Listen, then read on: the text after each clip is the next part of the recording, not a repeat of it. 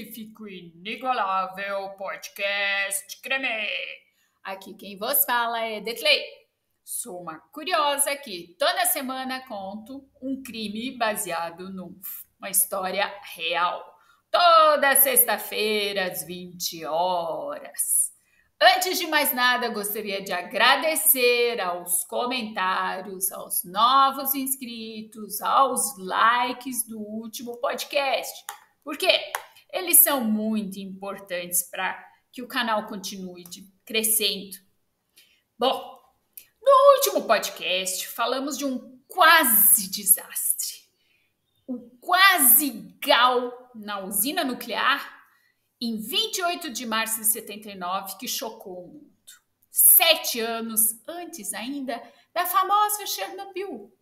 Gases contaminados radioativamente vazaram para o ar e o líquido contaminado para o rio da cidade americana de Harrisburg, a Chernobyl americana. Hoje falaremos do incêndio que mudou os Estados Unidos. Estamos nos Estados Unidos de novo. Morte em chamas. No dia 25 de março de 1911, um incêndio devastador se alastrou na fábrica de tecidos em Nova York de novo. 146 trabalhadores morreram porque os proprietários simplesmente desconsideraram a segurança contra incêndios. Em nome do din-din.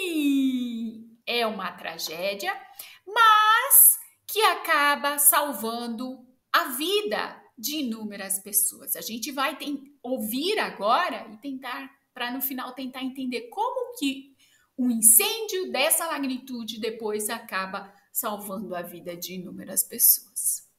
Vamos lá. Barulho de janelas quebrando. Blá, blá, blá. Rompe a tarde idílica no centro de Manhattan.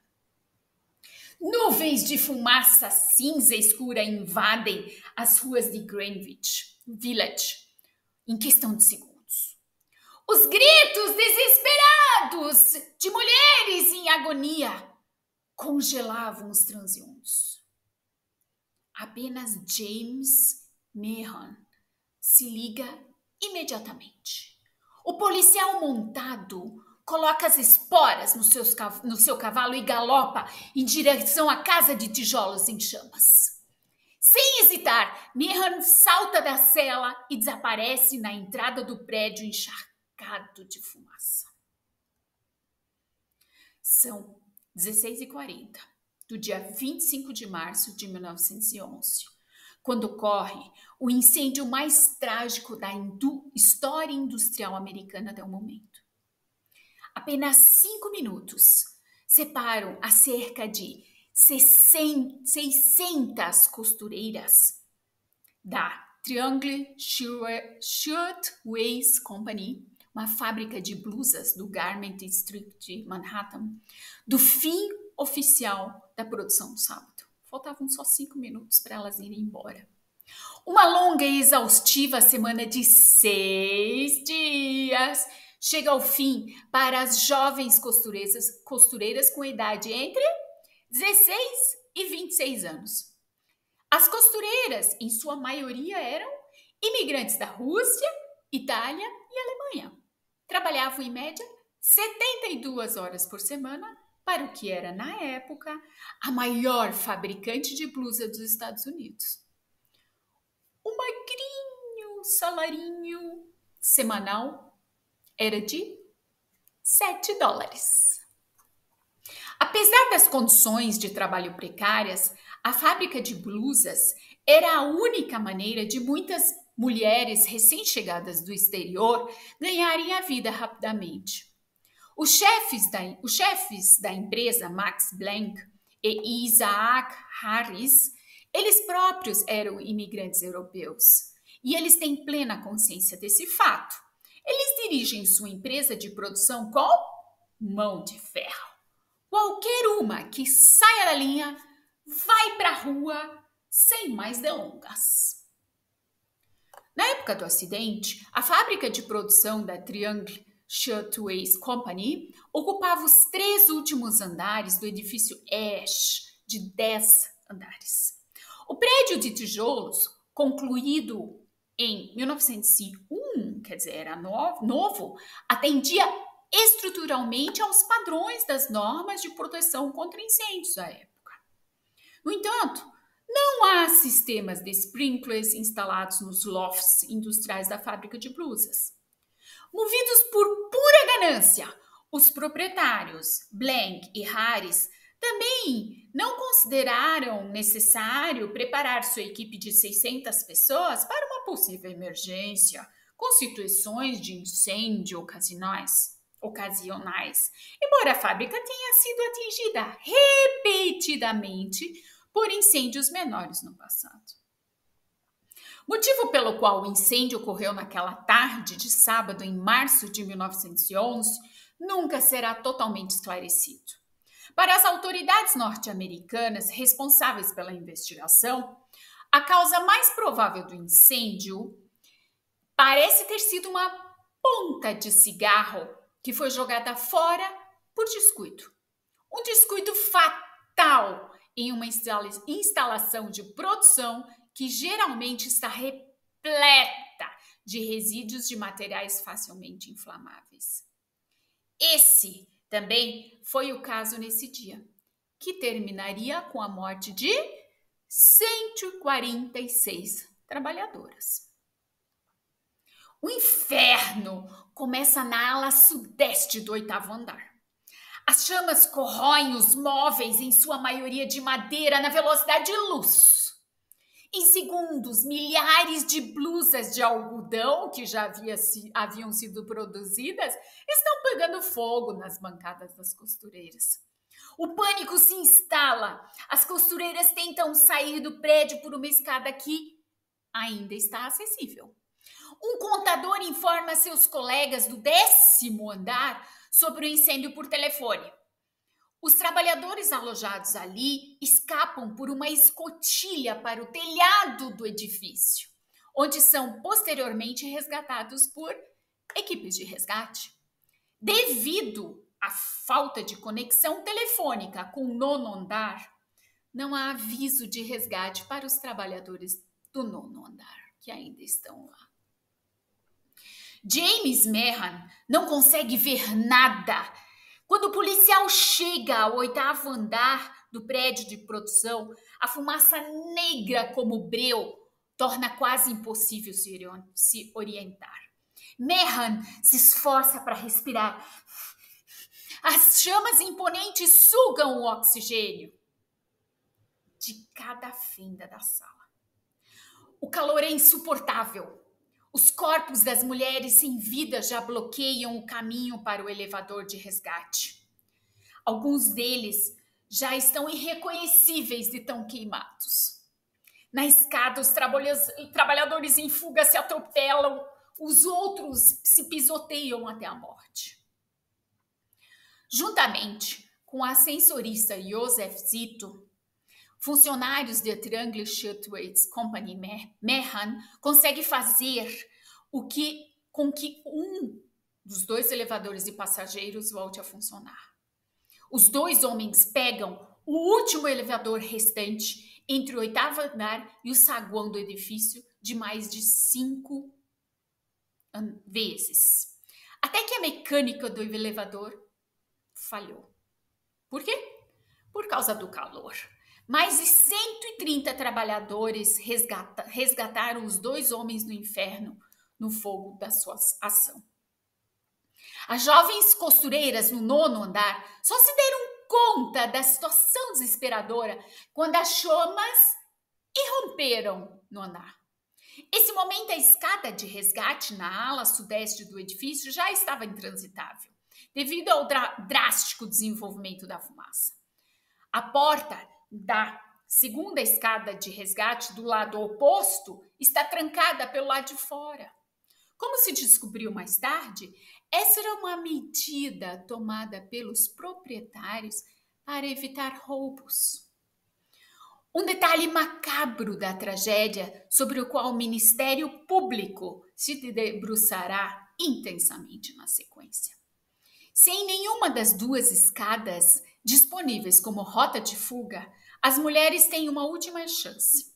A escada de incêndio estreita, presa à fachada externa do edifício.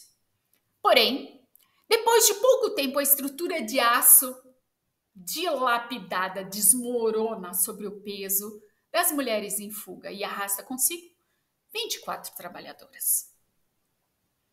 Quando o primeiro carro de bombeiros chega ao local do incêndio, as chamas já haviam tomado conta dos 3 andares. Para as mulheres do 9º andar, as equipes de resgate que se apressam, são sua última esperança para escapar com vida do inferno. Os bombeiros rapidamente colocam seus equipamentos em posição e os transeuntes se tornam testemunhas oculares do inacreditável. As escadas giratórias só chegam até o 6º andar.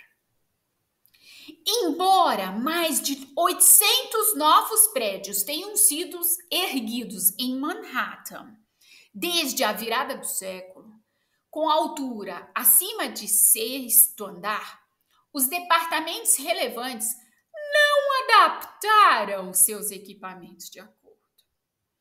A falta de esperança do 9º andar na fábrica de blusas atinge o seu trágico clímax com essa última inútil tentativa de resgate.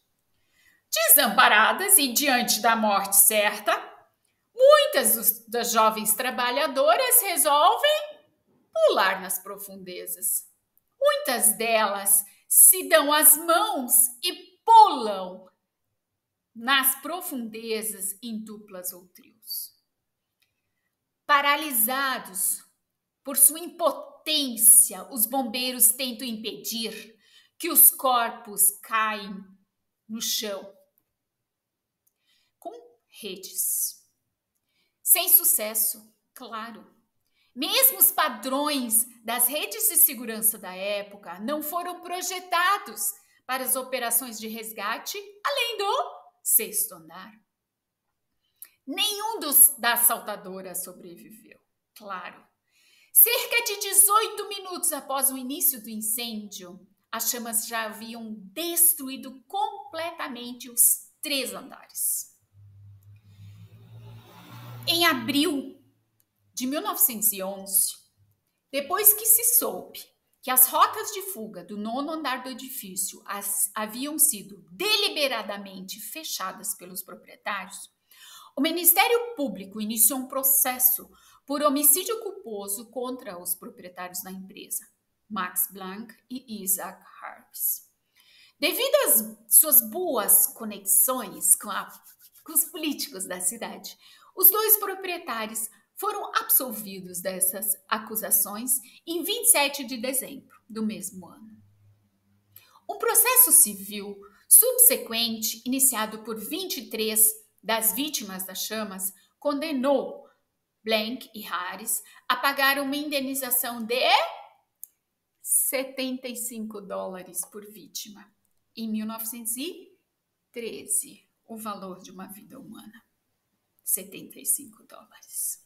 Esse valor era apenas 1/5 do que os 2 empresários haviam coletado de seu fundo de seguro por danos pessoais. Nos dias que se seguiram ao acidente, houve mais uma vez pedidos para melhorar a segurança ocupacional.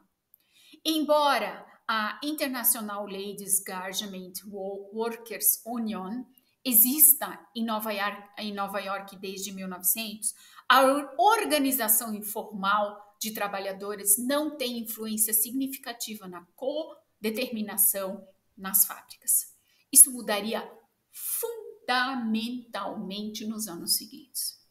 Em 30 de junho de 1911, apenas 3 meses após o incêndio devastador no centro de Manhattan, o então governador John Aldrin Dix assinou uma lei que deu início à criação da Comissão Estadual de Incêndio. Frances Perkins, que mais tarde se tornou a secretária do Trabalho, assumiu a presidência fundadora da comissão e lutou veementemente pela integração e implementação dos direitos dos trabalhadores nos anos seguintes. Os esforços de Perkins finalmente culminaram na Fair Labor Standards Act, Lei das Normas Trabalhistas Justas, em 1938. A lei foi aprovada pelo presidente Franklin Roosevelt. Roosevelt regulamentou os direitos trabalhistas nos Estados Unidos em todo o país desde então. Frances Perkins, secretária do Trabalho de 1933 a 1945, foi uma das testemunhas oculares do inferno ardente naquela tarde de sábado em março de 1911. Em uma entrevista nos anos após sua aposentadoria política ativa, Perkins revelou a um repórter curioso as origens da sua incansável luta por direitos trabalhistas nos Estados Unidos. A tragédia, ela falou, a tragédia que presenciei está gravada para sempre na minha alma. Essas imagens me lembram todos os dias, porque dediquei a minha vida inteira à luta contra as condições desumanas de trabalho. Muito obrigada. Esse foi o podcast de hoje.